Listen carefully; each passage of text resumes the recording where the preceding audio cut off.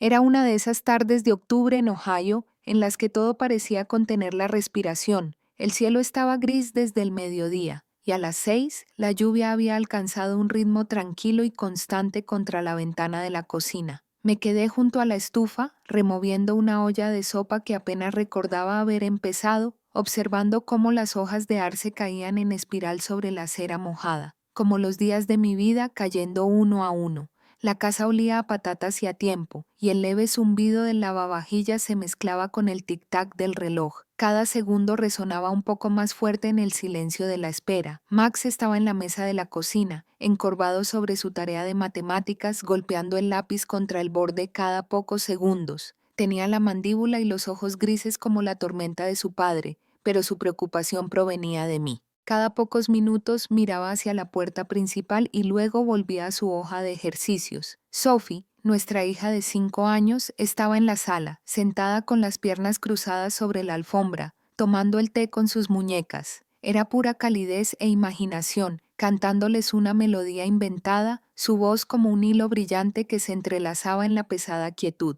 Mark había dicho que llegaría a casa a las 6. Eran las 7:04. Miré el reloj y luego volví a mirar la olla. Ya ni me molestaba en escribirle. Después de 12 años de matrimonio había dejado de esperar que llegara a tiempo. Siempre había alguna excusa, una emergencia en el taller, un cliente que llegó tarde, una pieza que tardó más de lo esperado en arreglarse. Y aunque nada de eso sucediera, había noches en las que daba una vuelta en coche antes de volver a casa. Nunca lo decía directamente, pero lo presentía en su forma de entrar. Este no era el lugar donde quería estar. Yo esperaba ansiosa, observando la entrada desde la ventana, con la esperanza de que cada faro fuera suyo, pero con el tiempo, esa esperanza se había convertido en rutina, y la rutina en algo más pesado, algo que se posaba en mi pecho cada noche como las nubes de lluvia afuera. Esa noche no se sintió diferente. Y sin embargo, por razones que no podía explicar, el aire sabía más amargo de lo habitual. Exactamente a las 6:53 escuché el familiar tintineo de llaves y el crujido de la puerta principal al abrirse. Me quedé paralizada un segundo, casi me comí la olla, con una extraña punzada de alivio en el pecho. Mark estaba en casa.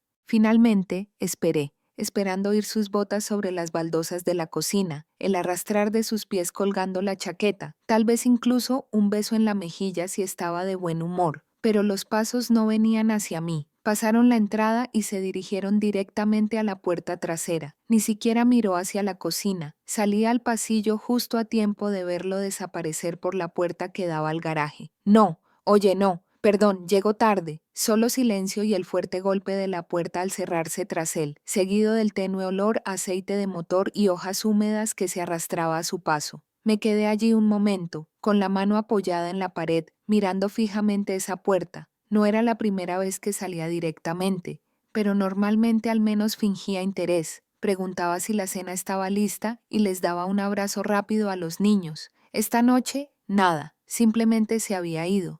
El garaje siempre había sido su santuario. Lo llamaba su espacio de trabajo, pero en realidad era una fortaleza. Nadie entraba allí a menos que lo invitaran, ni siquiera yo. Era donde trabajaba con motores, trasteaba con piezas viejas, bebía cerveza y se escapaba de todo aquello con lo que no quería lidiar dentro de la casa. Yo, los niños, nosotros. Volví a la cocina, intentando quitarme la sensación de que algo no iba bien, pero la inquietud ya se había instalado en lo más profundo de mis entrañas, fría e inmóvil. Pasaron 20 minutos. La sopa hervía a fuego lento. Max terminó su tarea. Sophie preguntó cuándo venía papá a jugar. Se lo dije pronto, aunque no me lo creía. Entonces oí otro coche entrando en la entrada. Miré por la ventana y vi el destartalado sedán plateado de Linda detenerse. Se me encogió el estómago instintivamente. La madre de Mark tenía una forma de aparecer sin avisar, como si fuera la dueña del lugar, aunque, para ser justos, a veces sospechaba que lo creía. Nunca llamaba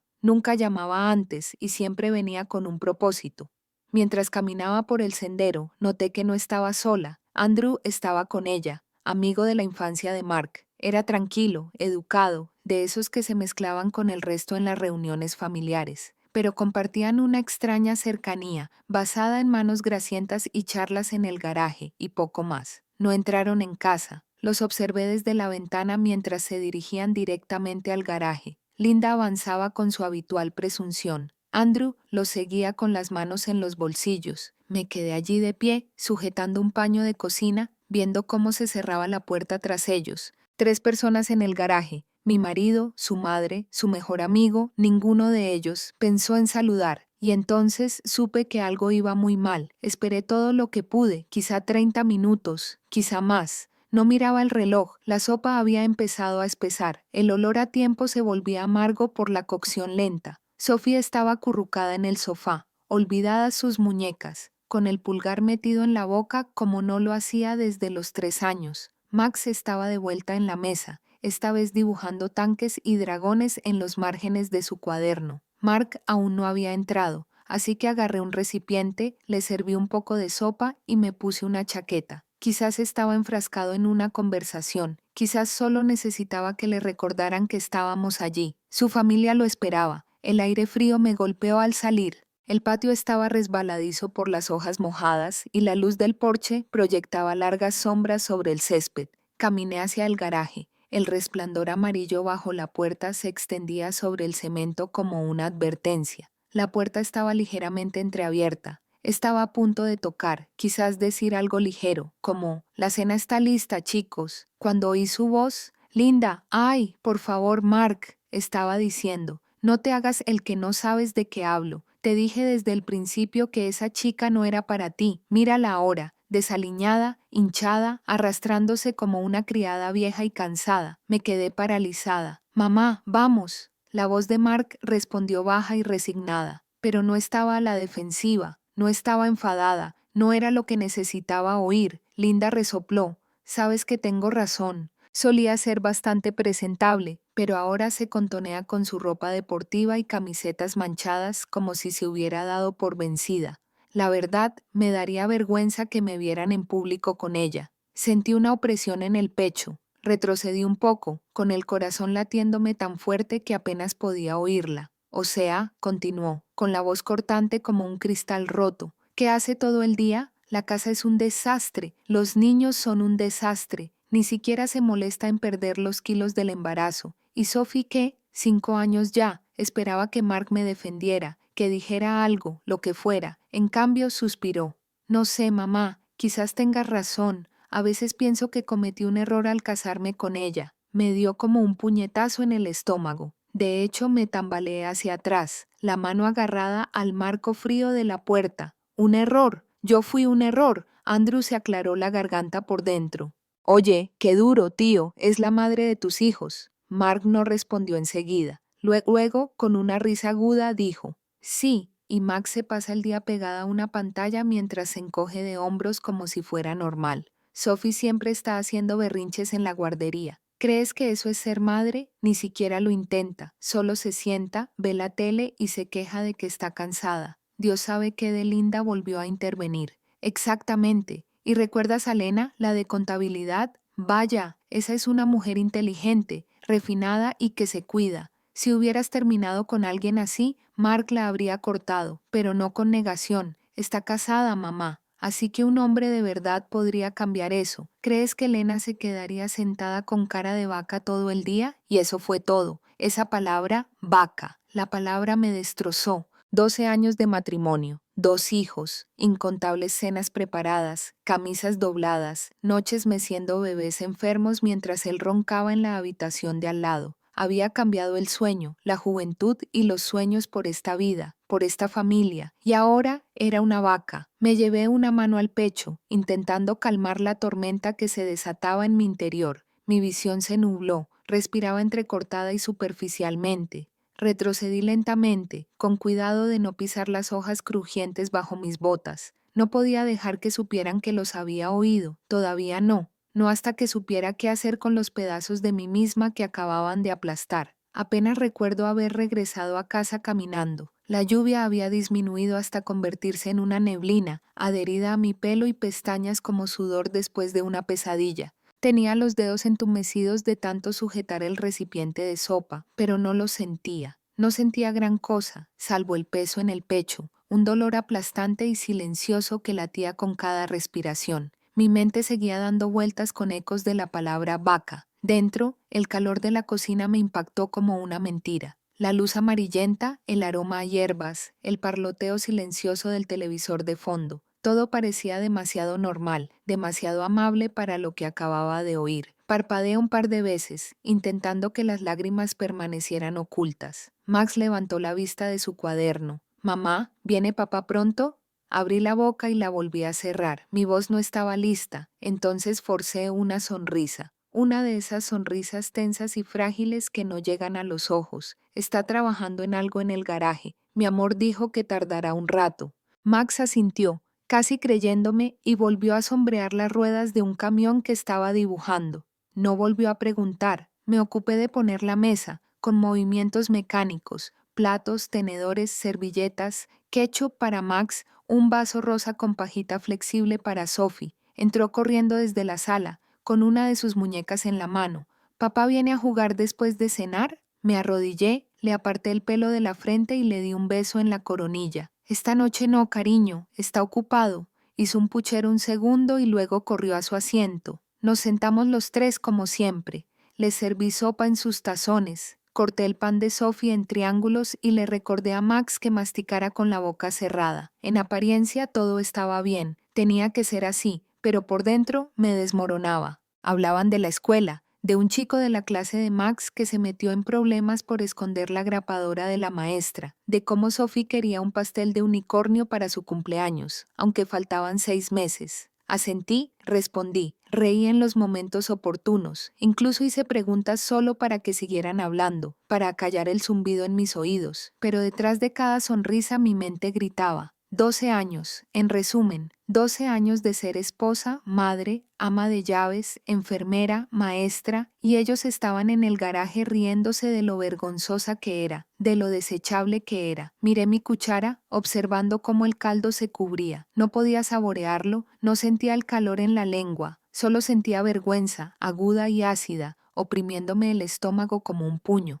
Miré a mis hijos, al ceño serio de Max fruncido sobre su dibujo, a Sophie tarareando mientras mojaba pan en su sopa, y supe que no podía dejar que lo vieran. Lo que pasara entre Mark y yo, cualquier tormenta que estuviera a punto de arrasar nuestra casa, ellos no podían ser parte de ella. Así que volví a sonreír, le metí un mechón de pelo detrás de la oreja a Sophie, le pregunté a Max sobre su examen de ortografía y recé para que no se dieran cuenta de lo callada que me había vuelto. Esa noche me acosté a su lado en la oscuridad, los dos enterrados bajo la misma manta, pero a un mundo de distancia. Las sábanas estaban frescas contra mi piel, la habitación en silencio, salvo por el suave zumbido de un ventilador de techo y el ritmo de la respiración de Mark, lenta, constante, intacta. Se había quedado dormido minutos después de que su cabeza tocara la almohada, como siempre, como si nada hubiera pasado. Miré al techo, con las manos apretadas bajo la manta, y el corazón me dolía en lugares que ni siquiera sabía que podían doler. Hubo un tiempo en que me encantaba verlo dormir. Al principio, me quedaba despierta solo un poco más para seguir las líneas de su rostro, observar cómo se curvaban sus pestañas, cómo sus labios se movían ligeramente al soñar. Me sentía segura en esa cama. Antes me sentía elegida. Ahora me sentía como un fantasma rondando el contorno de una vida a la que ya no pertenezco. Giré la cabeza lentamente para mirarlo. El perfil que una vez besé con tanta ternura ahora me resultaba desconocido. Su mandíbula, antes fuerte y reconfortante, ahora rígida por la distancia. Sus manos, que antes me buscaban por la noche, yacían cruzadas sobre su pecho como si hubieran olvidado cómo me sentía. ¿Lo supieron alguna vez? Pensé en las promesas que nos hicimos. Hago lo mismo en la salud que en la enfermedad, en las buenas y en las malas. Dijimos esas palabras con ojos brillantes, las manos apretadas, los corazones llenos de esperanza. Recordé cómo me miraba, como si fuera algo único, algo hermoso. En aquel entonces creía que podía ser esposa y madre, y aún ser vista, aún importar. Pero con el tiempo, esas miradas se desvanecieron una a una, como fotografías dejadas al sol, y ahora podía ver todas las señales que había ignorado, la forma en que siempre se giraba un poco cuando intentaba abrazarlo por detrás, cómo esquivaba las fotos, sobre todo si yo salía en ellas, cómo de repente tenía que trabajar hasta tarde cada vez que había un evento familiar. Pensé que solo estaba cansado, Pensé que la vida lo había desgastado como nos desgasta a todos, pero quizá no era la vida. Quizá era yo, quizá me había convertido en algo, quería escapar, me giré de lado, lejos de él, el colchón se movió bajo mi peso, su respiración no cambió, ni un sobresalto, ni una palabra, solo dormir, un sueño reparador y despreocupado. Cerré los ojos, pero solo oía sus voces en el garaje, su cuerpo, su ropa, su comida, esa palabra, vaca. Me mordí el labio con fuerza para no llorar. No podía desmoronarme. Todavía no. Mañana todavía tendría que preparar el desayuno, preparar las loncheras, encontrar el calcetín perdido de Sophie, recordarle a Max que se cepillara los dientes. La vida seguiría adelante con sus exigencias y rutinas, como si esta noche no hubiera roto algo que quizá nunca podría arreglar. Acostada a su lado, me di cuenta de algo que me revolvió el estómago. Ya no era su compañera. Era un elemento fijo, una costumbre, una sombra que se movía por la casa, llenando el espacio, pero que ya no se veía. Era la silueta de una mujer que solía ser amada. La mañana siguiente empezó como cualquier otra. Sophie pidió más sirope para sus gofres. Max se quejó de que sus calcetines le sentaban raros. Mark ya se había ido a trabajar, o al menos eso me dije, ya que no me había dicho ni una palabra después de cenar. Simplemente se escabulló antes del amanecer como un ladrón en un matrimonio que ya no era suyo. Estaba cargando el lavavajillas cuando vi su coche entrar en la entrada. Linda, por supuesto, nunca tocaba, nunca llamaba. Simplemente aparecía siempre con algo en la mano. Pastel, galletas, una cazuela y una sonrisa que nunca llegaba a sus ojos. Esta vez era una caja de panecillos dulces de esa pequeña panadería del centro, la que siempre se aseguraba de mencionar que era demasiado cara para la gente común. Mónica, cariño, dijo alegremente al entrar por la puerta principal como si fuera la dueña del lugar. Estaba por aquí y pensé en dejarles esto a los niños. Forcé una sonrisa educada. Qué amable de tu parte, aunque ya están en la escuela. En fin, con más razón para nosotros, dijo, quitándose los guantes y recorriendo la cocina con la mirada como si estuviera haciendo inventario. Siempre lo hacía. Miré a mi alrededor como un huésped que juzga una habitación de hotel, no como una suegra que visita la casa de su hijo. Vi cómo sus ojos se posaban en el cristal manchado sobre la estufa, la planta moribunda junto a la ventana, el cesto de la ropa. Todavía no me había movido. Pareces cansada, querida, añadió, acomodándose en una de las sillas de la cocina. No dormí bien, me serví un café, algo así. Juntó las manos sobre la mesa, la viva imagen de la preocupación. Sabes, últimamente te he estado pensando. ¿Has considerado hacer algo por ti, como un día de spa o quizás un nuevo corte de pelo? No respondí. Ella insistió. Siempre has tenido una cara tan bonita, pero últimamente, bueno, me preocupa que te hayas descuidado un poco. Y los hombres, bueno, se fijan en estas cosas. Mark, sobre todo, ahí estaba. Tomé un sorbo de café y dejé que el ardor me despertara. O sea, continuó. No se trata solo de la apariencia, claro, pero una mujer siempre debe intentar que las cosas sean atractivas, sobre todo cuando está casada, sobre todo cuando es ama de casa. Es tan fácil sentirse cómodo, ¿verdad? La miré un buen rato, observando cómo se curvaban sus labios cuando creía ser sutil, la forma en que sus ojos se iluminaban con una especie de fría satisfacción, como si estuviera dando vueltas alrededor del verdadero mensaje, pero supiera que lo entendía de todos modos, y por primera vez asentí. No me disculpé, no di excusas ni explicaciones, solo dije, ¿Mark te dijo algo? Linda parpadeó. ¿Qué? No, claro que no. Es demasiado educado para sacar temas delicados, pero soy su madre, Mónica. Sé cuando algo no cuadra. Me incliné un poco hacia adelante, con voz tranquila. Dijiste, me he descuidado, no me cuido, no hago feliz a mi marido. Son preocupaciones terriblemente específicas para una madre que solo deja rollos de canela. Se puso rígida, apretando los dedos en el borde de la caja. Solo intento ayudar, cariño. Un poco de honestidad no le hace daño a nadie. No, dije en voz baja, pero la deshonestidad sí. Hubo un instante de silencio, solo el tic-tac del reloj sobre el refrigerador y el sonido de la lluvia que volvía a llover afuera. No sé qué crees haber oído, empezó, pero la interrumpí. No tienes que fingir, lo oí todo anoche en el garaje. Su rostro se congeló, y en ese instante toda su fingida preocupación, todas las sonrisas empalagosas, todas las indirectas pasivo-agresivas se derrumbaron bajo el peso de la verdad. No grité, no lloré, Simplemente me quedé quieta, firme, y dije, ahora sé exactamente lo que piensas de mí, y sé que él está de acuerdo contigo. Abrió la boca, pero no le salieron las palabras. Así que me di la vuelta y caminé hacia el fregadero, dejando mi taza de café con cuidado junto a los platos. No necesitaba oír ni una palabra más de ella. Lo que necesitaba era decidir qué seguir. No lloré cuando Linda se fue, ni siquiera cuando la puerta se cerró tras ella y el aroma a rollos de canela se quedó en la cocina como una broma pesada. Pero más tarde, después de limpiar las encimeras 2 veces y doblar la misma carga de ropa 3 veces solo para mantener las manos ocupadas, me encontré sentada en el borde de la cama con el teléfono en el regazo. Me quedé mirando el nombre de Olivia en la pantalla. No habíamos hablado en meses, no porque hubiera pasado nada, simplemente nos desviábamos. Vivía 2 pueblos más allá.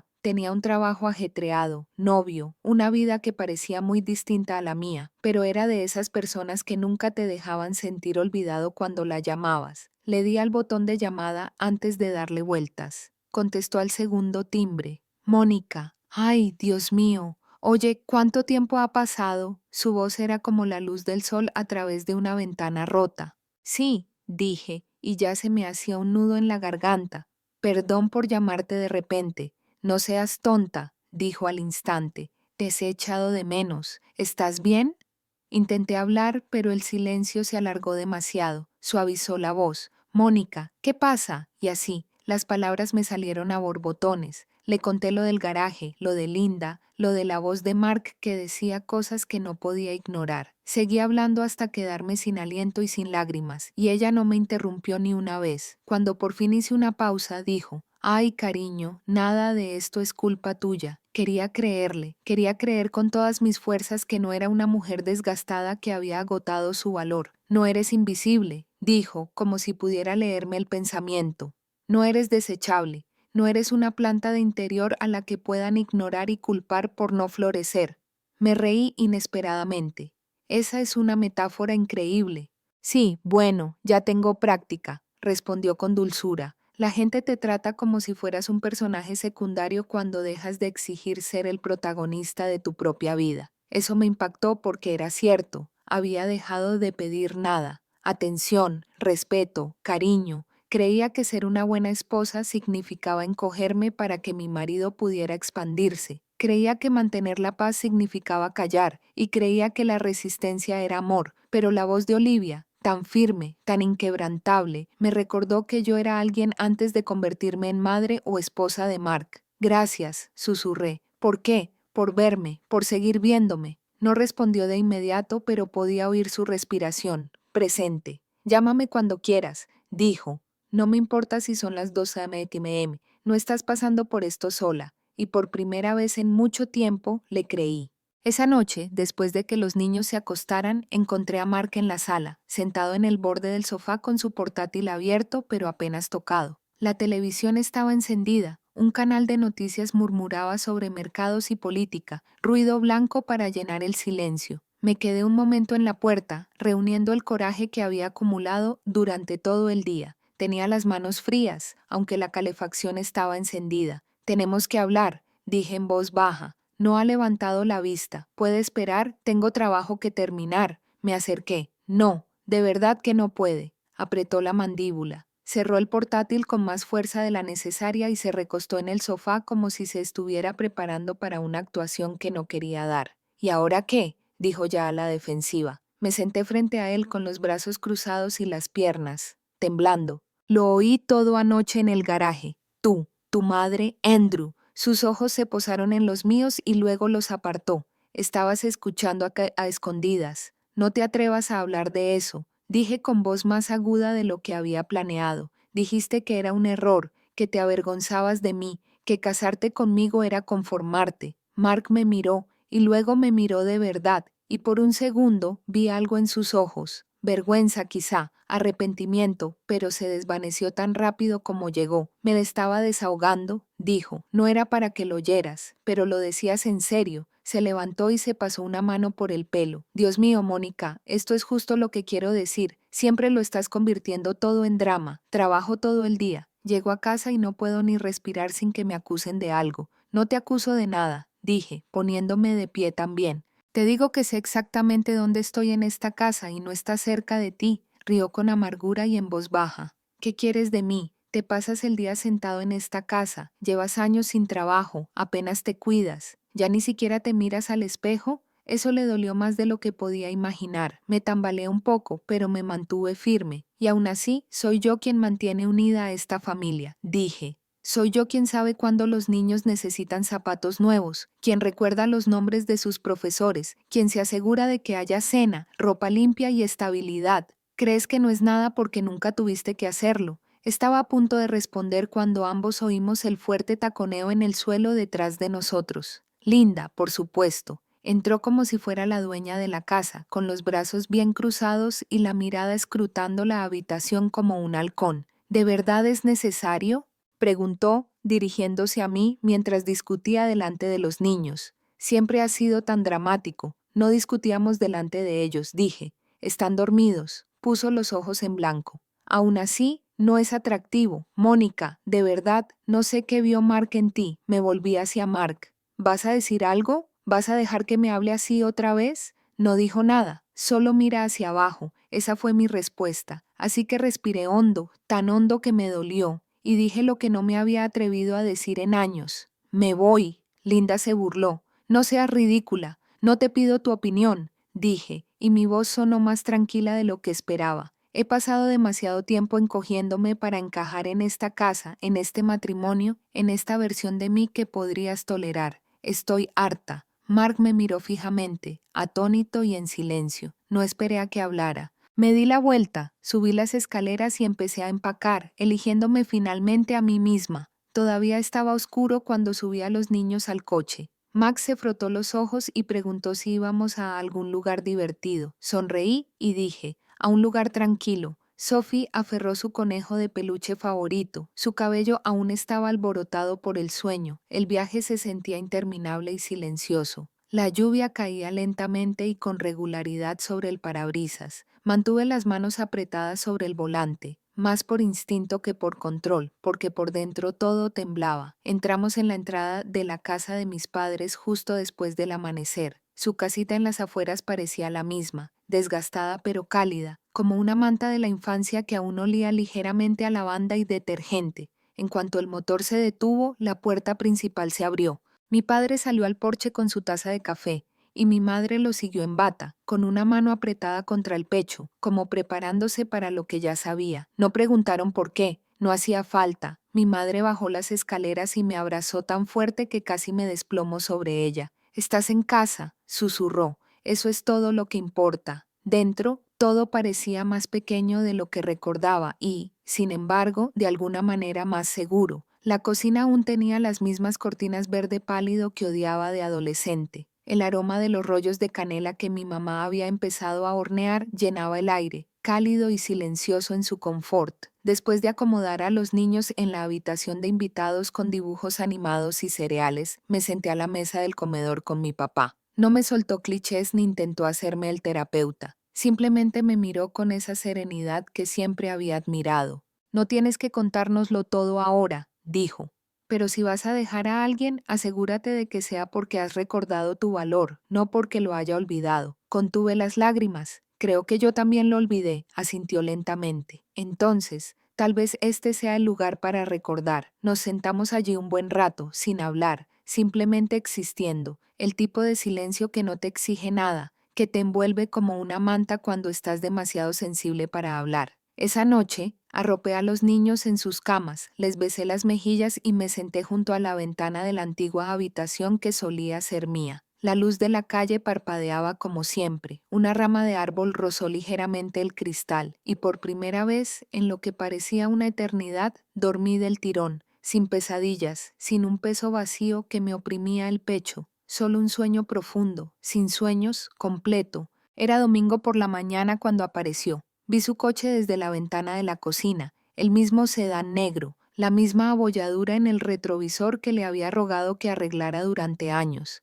Salió con el mismo aspecto de no haber dormido en días. Tenía el pelo revuelto, el abrigo arrugado y por primera vez parecía inseguro. Salí al porche antes de que pudiera llamar. No quería que los niños oyeran su voz. Todavía no. no cuando la situación empezaba a tranquilizarse. «Mónica», dijo en voz baja, como si decir mi nombre fuera algo delicado. No respondí. Bajó la vista hacia sus zapatos y luego volvió a mirarme. «Cometí errores», dijo. «Fui un estúpido. Le hice caso a mi madre. No lo hice». Hizo una pausa. «No te traté como merecías. Pero tenemos una familia y quiero arreglar esto. Quiero que vuelvas a casa». Esperé, dejando sus palabras en el aire.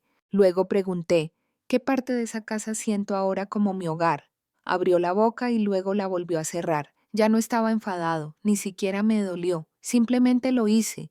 «No me rompiste», dije en voz baja, «pero me mostraste hasta dónde me había dejado ir. No volveré a eso». Se acercó. «Mónica, puedo cambiar». Negué con la cabeza, no por amargura, sino con una calma que me sorprendió incluso a mí. «Eso es algo que tendrás que descubrir sola. No soy tu conejillo de indias». Por un momento pensé que gritaría, suplicaría o se iría hecho una furia, pero se quedó allí, con los hombros hundidos y la mirada perdida, y me sentí fuerte, no como cuando uno se siente orgulloso o reivindicado, sino firme, con los pies en la tierra, como si la tierra se hubiera movido y yo por fin hubiera encontrado el equilibrio.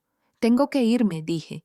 «Max y Sophie están esperando panqueques». Él asintió. «Al menos puedo verlos, quizás, pero no hoy». Me di la vuelta y volví adentro. Eso fue todo, sin fuegos artificiales, sin grandes discursos, solo una puerta que se cerraba silenciosamente. Esa tarde llevé a los niños al parque. Sophie corría delante con su bufanda rosa ondeando al viento. Max trepó por el trepador con una risa alta y libre. Me senté en el banco, con el sol calentándome la cara, y por primera vez en mucho tiempo me permití respirar sin prepararme para el dolor. No sabía exactamente qué vendría después. No tenía un gran plan, ni una hoja de ruta perfecta, pero sí sabía esto. Nunca más me encogería para adaptarme a la comodidad de otra persona. Esta era mi vida ahora y estaba lista para empezar a vivirla por mí, por mis hijos y por la mujer que casi había olvidado.